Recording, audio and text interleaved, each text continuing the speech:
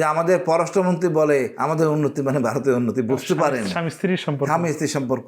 DM কাদেরকে arrest না, ওর বাইন্দা রাখা উচিত। গড়িমসি বিএনপির ক্ষমতা ছাড়তে বা গড়িমসি আর কি, মানে তত্ত্বাবধায়ক সরকারের কাজটা করতে। ভাইয়া, এই বিএনপির উপরে ওই সময়টাতে মানে সেনাবাহিনীর এত আক্রোশ ছিল কেন? সেনাবাহিনী আক্রোশ ছিল না। দেখেন আপনি, ওই সময় নির্বাচন কমিশন নির্বাচনে একটু সমস্যা, কে ইলেকশন কমিশনার হবে তার মধ্যে একটা গড়িমসি বিএনপির ক্ষমতা ছাড়তে বা গড়িমসি আর কি, মানে তত্ত্বাবধায়ক সরকারের কাজটা করতে একটু অশুভ আচরণ বা গণতান্ত্রিক আচরণ ছিল না। এখন দেখা যাচ্ছে না, কিছু কিছু নেতা বিএনপি নেতার সাথে সেনাবাহিনীর সাথে দেখা করতেছে। জি। হ্যাঁ, এই আচরণ কি কাম্য?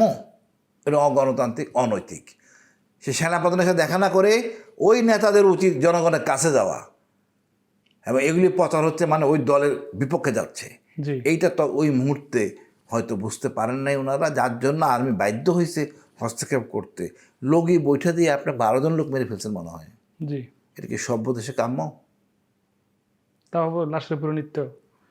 এটাই হাসিনা, এটাই ফ্যাসিস্ট, এটাই হলো পৈশাচিক হাসিনা। আচ্ছা, কিন্তু এখানে আরেকটা বিষয়, মানুষ মইনু আহমেদকে প্রশংসা করে, অথবা ওই 2 বছরের সময়টাকে মানুষ খুব মিস করে এই জন্য যে তৎকালীন সময় আর্মির নাম শুনলে কিন্তু পুরো এলাকাটা খালি হয়ে যেত, আতঙ্ক বিরাজ করতো। কিন্তু এখন ওয়াকারুজ্জামানের সেনাবাহিনী। দাঁড়ান, আপনার দেখেন ওই আমলে প্রথমে ক্ষমতা নিয়েছে, তারপর হয়েছে কি দুর্নীতিবাদ লোকদেরকে অ্যারেস্ট করছে, খেয়াল করেন। জি। এখন কি হয়েছে, এখন আর্মি হয়ে গেছে গিয়া, ওই যে পলাইয়া গেছে হাসিনা তার আপন লোক মনে হয়। জি। এবং সেনাবাহিনীর আচরণও, কথাবার্তাগুলি সেরকমই মনে হয়। যেমন বিডিআর ইস্যু নিয়ে আমরা খুব হতাশা ছিলাম, হাসিনা বিডিআরকে মারছে, বিডিআর ঘটনার সাথে জড়িত, বিডিআর মেসাকারের সাথে হাসিনা জড়িত। অকারণে ফুল স্টপ বলে দিছে, তাহলে অকারের স্বার্থটা তাহলে বলছে কেন? জনগণের পাসপোর্ট আপনি কেন বলতে যাবেন যে নূরকে মারতে যাবেন? সন্দেহ হবে না? তা আর্মি কি জোরে জোরে মনে জোরে কাজ করতেছে? করতে পারতেছে না। আপনি কেন বলতে যাবেন এই যে গুম খুনের বিচার আপনি করবেন? তার জন্য পারতেছে না তো, জনগণ তার সাথে নাই। নূরকে মারা কি? এই যে নূর মারা তো আর্মিরা মারছে, নূর পুলিশ আর্মি মিলে মারছে না নূরকে, হ্যাঁ, জাতীয় পার্টি। বিপিনুর। উনি কেন বলতে যাবেন হাসপাতালকে নিয়ে ইনক্লুসিভ নির্বাচন চাই? ওনার তো এটা দায়িত্ব না। উনি বিপ্লবের সাথে ছিলেন, যথেষ্ট সম্মানের অধিকারী। ডক্টর ইউনূস ব্যর্থ হয়েছিল ওনাকে সাথে আনতেন, উনিও পারতেন আসতে কৌশলে, বা দুজন দুই মুখে যাওয়াতে উন্নয়নের ধারা কমে গেছে। কোনো সেনাবাহিনী অত বড় শক্তিশালী হবে না যত বড় জনগণ যদি সাথে না থাকে। জনগণ তো নাই।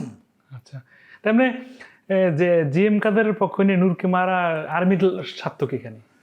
ওই যে আওয়ামী লীগকে কোনোভাবে পুনর্বাসন করা ইনডাইরেক্টলি, অর্থাৎ দেখেন হাসিনা তো ফ্যাসিস্ট এমনি এমনি হয় নাই, তাকেও কেউ না কেউ সাহায্য করছে, কেউ না কেউ সাহায্য করছে হাসিনাকে। এরা কারা? এই হাসিনা সংবিধানের বৈধতা দিতে কে, সংসদের বৈধতা দিতে কে? জিএম কামরুল, জিএম কাদের, একটা গাদ্দার শ্রেণীর লোক। তার আপন ভাগনা মারা গেছে বিডের ইস্যুতে, ভুলে গেছে ক্ষমতা। কর্নেল এলাহি একটা তুখার অফিসার ছিল। ক্ষমতা মানুষকে অনেক কিছু ভুলাইয়া দেয়। মানে তার ভাগিনার দিকে না তাকে নিজের ক্ষমতার দিকে দেখে। এই ভাগিনারে মারছে এই সন্ত্রাসী হাসিনা, ভুলে গেছেন জিএম কাদের। এই জিএম কাদের এখন পাওয়ারটা আসলে কি? সে কি জিএম কাদের পাওয়ার তো ভারত তাকে যেভাবে বলতেছে সেভাবে বলে। আমরা কোন জায়গায় ছিলাম যে আমাদের পররাষ্ট্রমন্ত্রী বলে ভারতের উন্নতি মানে আমাদের উন্নতি, আমাদের উন্নতি মানে ভারতের উন্নতি, বুঝতে পারেন? স্বামী স্ত্রীর সম্পর্ক। স্বামী স্ত্রীর সম্পর্ক।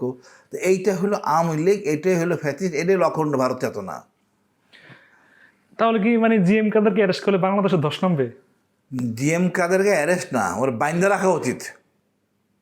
ওরে বাইন্দা রাখা উচিত প্রকাশ্যে, কয়েকদিন না খেয়ে মারা যাবে। আমি হলে তাই করতাম। এগুলো গাদ্দারের থান নেই বাংলাদেশে। আচ্ছা।